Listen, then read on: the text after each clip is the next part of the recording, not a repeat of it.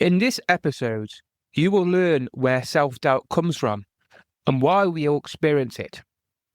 The hidden ways self-doubt stops you from living your full potential. You will learn 3 powerful mindset shifts to break free from self-doubt and a simple strategy you can use today to build confidence. Welcome to You Matter, I Matter, a transformational podcast about reconnecting with what truly matters. I'm your host, James, and each week is an opportunity to explore a little bit deeper who you really are. With amazing guests, we explore topics such as purpose, connection, commitment, and what it really means to live more consciously. If you've been feeling disconnected from yourself, from others, or from life, you're in the right place. Join us on You Matter, I Matter. Now, let's begin. Have you ever felt like you're not good enough? Like no matter how much you try, that little voice in your head tells you that you're going to fail. Maybe you've had a great idea, but talked yourself out of it, or you wanted to take action. But something inside of you told you that you're not ready. If that sounds familiar, you're not alone. So today, I want to have an honest conversation about self-doubt. Why we experience it, how it holds us back, and most importantly, how do we break free from it?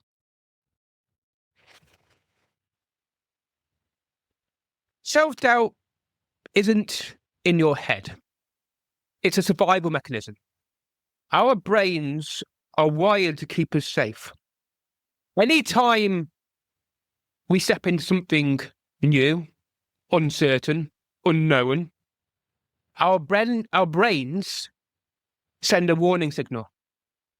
What if I fail? What if people judge me? What if I'm not good enough? These are all normal. So if you are feeling any of these, don't worry, you are not alone. Here are some common causes of self-doubt. There's fear of failure. What if I mess up? Fear of judgment. What will people think? Now, just in this exact moment of recording this episode, it's taken me 5 times to record it. And there's this feeling of trying to be perfect. So every time I make a mistake, I'm like, oh no, there's this fear of failure. And at the same time of recording this episode, I feel as though almost every time I make this mistake, I feel like people are going to judge me. This person's made a mistake. He's rubbish. He shouldn't be doing podcasting. So it can happen in any moment. And this is an ideal time for it to happen because I can explain, but also at the same time, I can still take the steps to carry on. There's also the idea of comparing ourselves to others. So I might record this episode and compare myself to somebody who's been doing it for 3 or 4 years, which then means that my episode's rubbish, so I should do it again and again until it's perfect. And then there's the idea of imposter syndrome. I don't deserve to be here. Who am I to do podcasting? I'm not a podcaster. So this is something that we all go through. I believe that everybody has self-doubt, but it's about how we reframe it, which makes us stronger. A couple of other stories that I talk about. So I've been in business since 2018, and what I've noticed over the last, I think it's 7 years now, is that I've had major battles with self-doubt. major battles. I start to progress. I start making headway with different things. And then I doubt myself. And doubt for me might come in the way of procrastination. It might come in the way of overwhelm. It might come in the idea of comparing myself to others. Imposter syndrome. I don't deserve to be here. Who am I to do business? I've never done a business course. Who am I to do that? During COVID, I did 86 interviews with the idea of creating a podcast on high achieving people. I did the episodes, I had them all recorded on Zoom, ready to go on to podcasting, and then suddenly, bang, just like that, I was hit with self-doubt. Why am I doing that? Who's going to listen to what I recorded? And in that moment, I stopped myself from launching my first podcast. And this hit me really hard. I felt unworthy. I felt as though I didn't belong there. I felt as though I was worthless. And I literally have them all recorded, but I've never used them. And this, for me, has been so frustrating. Self-doubt isn't just an inconvenience. It's something that can silently control your life, keeping you from reaching your full potential. The problem is, it often doesn't feel like self-doubt in the moment. It can feel like, I'm just not ready yet. I don't know enough. Maybe I'll start next month when I have more time. I'm not the kind of person who does things like that. So first of all, let's look at why self-doubt keeps you stuck in the fear of overthinking. Firstly, self-doubt keeps you stuck in fear and overthinking. So think about something you've wanted to do for a while. Maybe it's starting a new career, launching a business, or just speaking up more confidently in conversations. You probably thought about it a lot, maybe even researched it. But when it came to time to take action, something stopped you. Self-doubt in action. It traps you in a thinking phase because taking action feels risky. The fear of failure, rejection, or making the wrong choice makes you hesitate. Maybe you've been wanting to start a new project, a creative hobby, or even a side hustle. But instead of starting, you research endlessly, watch YouTube videos, read books, and tell yourself, I'll start when I have everything figured out. Months pass, and you're still in the same place. Maybe you've been wanting to start a new project, a creative hobby, or even a side hustle. But instead of starting, you research endlessly, watch YouTube videos, read books, and tell yourself, I'll start when I have everything figured out. Months pass, and you're still in the same place. That's self-doubt disguised as preparing. This is one thing that I do personally. So whenever I get stuck, I go and plan. And then once I've planned, I start making progress. And then I hit a block. And then I plan again. And I do all the planning. And then I start again. And then I plan. And this is a loop that I've been going through for many years. And it's only been probably the last 6 months where I've actually realized that this is one of my coping mechanisms when it comes to self-doubt. And so I've had to realize that it's all very great planning all the time, but without actually taking action and doing something, planning's useless. So here's the truth. You don't need more time or knowledge. You just need to start. Self-doubt destroys your confidence over time. So confidence isn't something you're born with. It's something you build by taking action. But here's the dangerous thing about self-doubt. The longer you avoid taking action, the more your brain reinforces that belief that you can't do it. It becomes a loop. You doubt yourself, you avoid taking action, you feel like a failure, you doubt yourself even more, and so on and so on. So imagine two people. Person A feels nervous about speaking in public, but does it anyway. Even if he messes up, they prove to themselves that they can do it. And person B avoids speaking up because they fear like looking foolish. And over time, they convince themselves that they're just not a good speaker. I'm going to talk quickly about a time that I was speaking in front of, I think it was about 100 professional speakers. I was doing this competition and I had to create a 5-minute speech. Practiced and practiced and practiced. When it came to the day, I was nervous, yeah.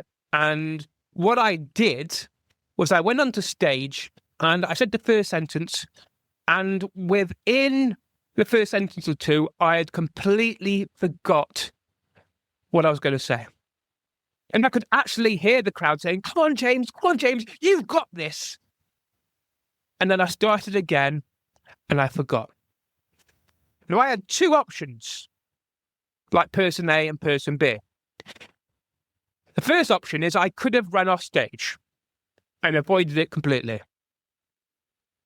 But that would only have reinforced to me that I'm not good enough, that I'm not worthy. I can't do that. I'm not I'm not a speaker. Or I could make the decision just to roll with it. Just allow the words to flow out of my mouth. Don't worry about the speech. Just talk about what comes up. And that's what I did. And during that talk, I was the only one in that round to get a standing ovation. And do you know why I got a standing ovation? It was because I took the courage just to talk, to overcome that fear of failure, to overcome the imposter syndrome, and just to let the words flow out of my mouth. You see the difference between person A and person B, but also how I could have responded in both those situations. Truth here is the only way to build confidence is to take action before you feel ready.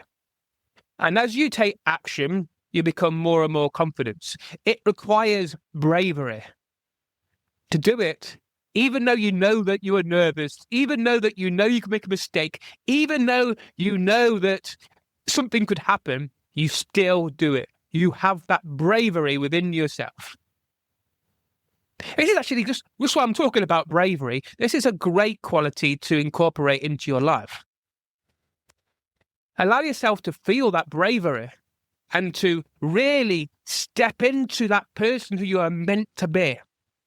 Self-doubt can also lead to procrastination and excuses. This is something that I've had happen to me many times. One of the biggest lies with self-doubt is that it tells you, I'll start when I feel ready. But the truth is, you never feel ready. Self-doubt tricks you into procrastinating, making you believe you need more time, more knowledge, more experience, more confidence. But the only way to feel ready is to start before you feel ready. One of my own patterns from myself is that when I feel lost or don't know what I need to do, I will go downstairs and watch films. I've done it many a times where I've done an hour of work and then all of a sudden I'm like, I don't feel ready. I can't do this. What am I meant to do? And then I'll find myself watching films for the remainder of the day. And then I will, at the end of the day, I'll look back and think to myself, why did I do that? I could at least done something.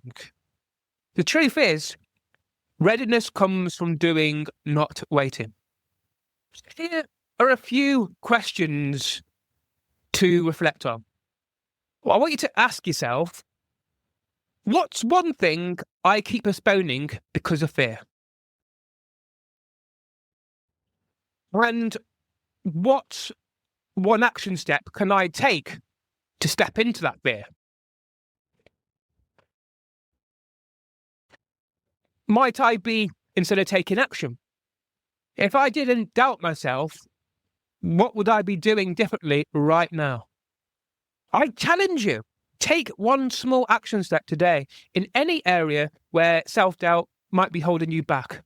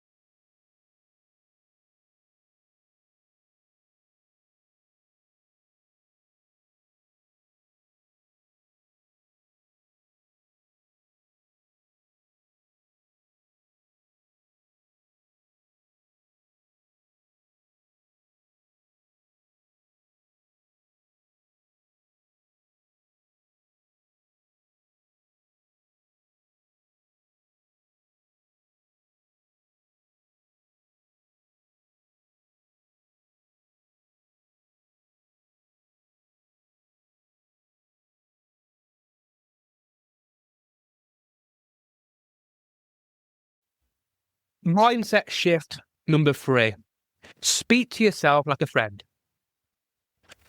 The question I want to ask is, would you talk to your best friend the way you talk to yourself?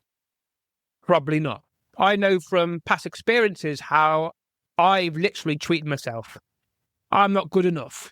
I always mess things up. I will never succeed. I am unworthy. How can I do that? You're an idiot. You should be doing that. How? Why?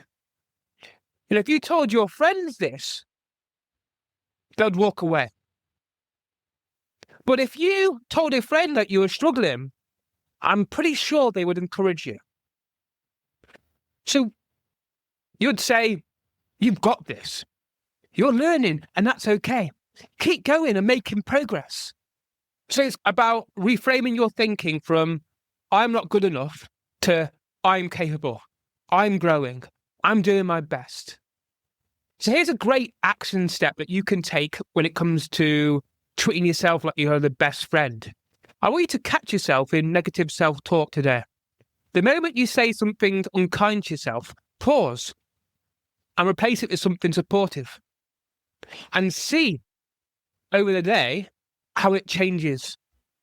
Now that we've talked about 3 mindset shifts, I want to talk about a simple strategy to beat self-doubt today. And it's called the What If It Works exercise. Self-doubt always asks us, what if I fail? But what if you flip that question and instead of asking, what if I fail, try, what if this actually works? I want you to think about something you've been holding back on, maybe starting a project, launching a business, making a big life decision, asking a man or a woman on a date, starting a new hobby, trying something that you put off for years. What if it works? What if you take a risk and it leads to something incredible? What if this one decision changes everything? So here's the mindset shift. Most of the time, our worst fears never happen, but we let them control us anyway. So instead of obsessing over the worst case scenario, let's start to focus on the best case scenario. Action step. I want you to take one small action today towards something that self-doubt has been holding you back from. Even if it's uncomfortable, even if it's scary, just one tiny step. This is the challenge. And I want you to ask yourself, what's one thing fear has been stopping you from doing? And what one action can you take today? I would love to hear your feedback, so please leave me a comment, or you can DM me. I do have my details in the podcast. So just to finish off this episode, I want to leave one key takeaway.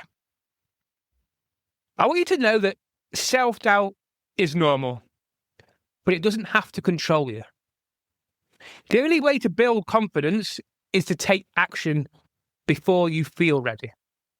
Please leave me a comment, DM me, and let me know what you thought of this episode, because the more that I get your feedback, the more that I can know what topics to talk about, what kind of people to bring in, and how I can best serve you. I'd love it if you could subscribe to the podcast, because this just means that you will see more of my content, and this will definitely help you. Also, you can find me on socials. Thank you for listening. If something in today's conversation resonated, take a moment to sit with it. And if you feel called, share this episode with someone who might need it too. You Matter, I Matter is a growing space. And if you would like to stay connected, you're welcome to follow or subscribe wherever you're listening. It really helps this work to reach people it's meant for. These conversations matter. You matter, I matter. Until next time, take care of yourself and the relationships in your life.